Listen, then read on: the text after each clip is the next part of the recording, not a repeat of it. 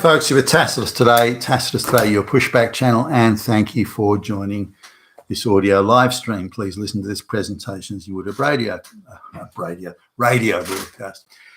In this essay, I'd like to talk about the dispersal of third world alleged asylum seekers, alleged refugees, or just illegals that have been distributed around the first world, whether it's smaller countries like Finland and Switzerland and Portugal and wherever, but distributed around the first world, or more particularly the Western and Northwestern Europe.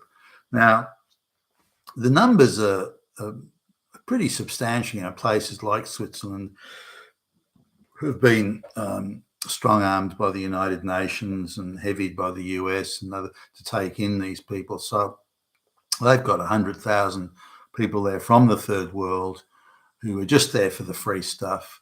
They're not legitimate.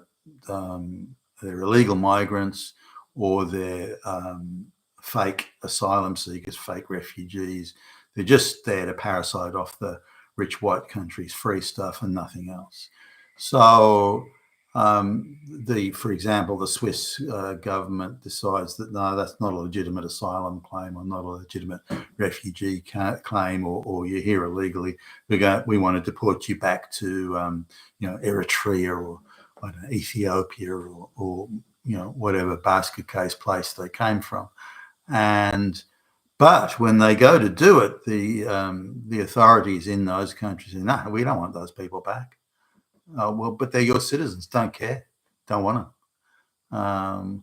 Okay. And if your plane, we won't let your plane land here if it's full of people you're trying to repatriate, our citizens you want to bring. We won't let it land. And if you do have a plane flight with a few of these people, we won't let them. We won't let them get off the plane. We won't process them through customs, or that sort of thing. So they just refuse. They're just point blank refusing. Why they're refusing? Well, it's a little obscure, but we don't want those people back. Now, there's a number of reasons for, I guess you could say these people could be hardened criminals who are already considered to be, look, we don't want them. We're just getting rid of our criminals. And this is a point that Donald Trump's made a number of times, that these places, these third world countries, they're not sending their best people. Do these countries have, a capable, industrious people? Well, maybe not very many, but because they're failed basket cases. So by definition, they can't have too many gifted people there. But do they have some? Well, yeah, but those aren't the people that are arriving.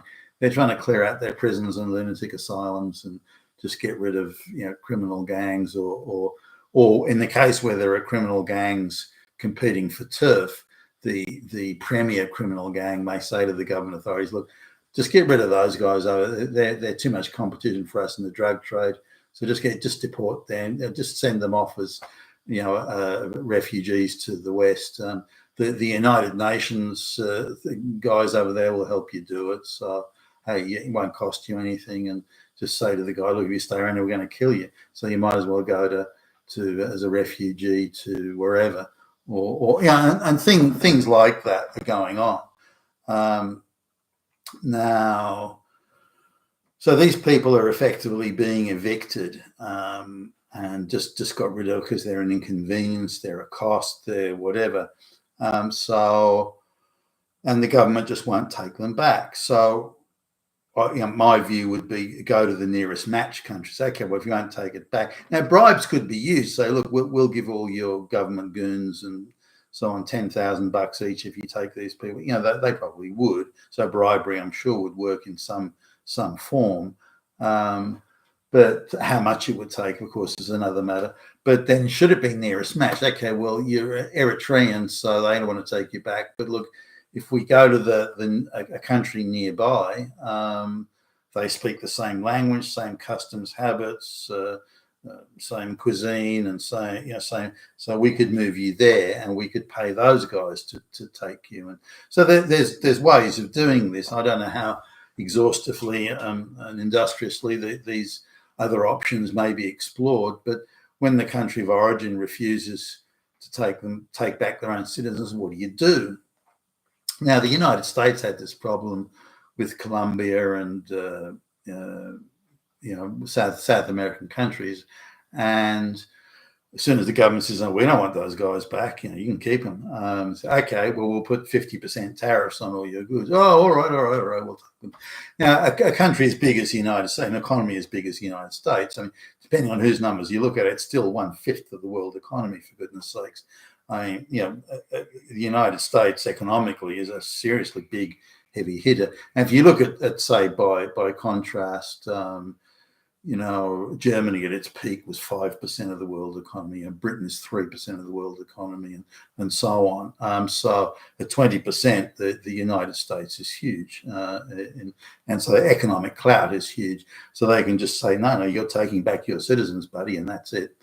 But to say there's thousands of people that the Swiss want to deport back to their countries of origin, it's a very different matter. The Swiss don't have that sort of clout. Now, Switzerland is in the overall scheme of things quite a generous donor in things like the world charity sort of stakes, donating money to various humanitarian causes, things like that. But they're still nowhere near the caliber of the US. But just on the basis of their charitable donations alone to third world countries, the Swiss, as I understand it, at least, the Swiss government said, well, if you don't take back your illegals and your fake refugees, your citizens, if you don't take them back, we'll reduce aid, international aid to your country.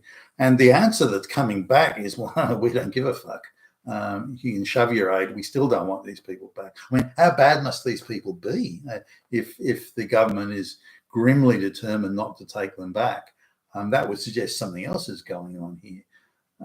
It'd be easy enough to take them back and just shoot them and kill them. In places, basket case places like that are lawless and murderous in the extreme. But under no circumstances they want these people back. And that seems very odd to me. And so when the Swiss threatened to withdraw, or other places like Holland or something, when they threatened to withdraw the international aid and donations and humanitarian programs, which could be, for example, supplying doctors free of charge to give medical care, no, we don't care, still don't want them back. So there's really nothing the Swiss can do, or any small country can do. And these places like the Eritreas and the Somalias and all this sort of stuff, thinking, don't want them back, not taking them. And so these people can leave Somalia, go to the first world, and there is no way that they can be sent back. Even Britain tries to send people back, the very few that they do summon up the backbone to deport. They're having plenty of trouble, and Britain would have more clout than Switzerland.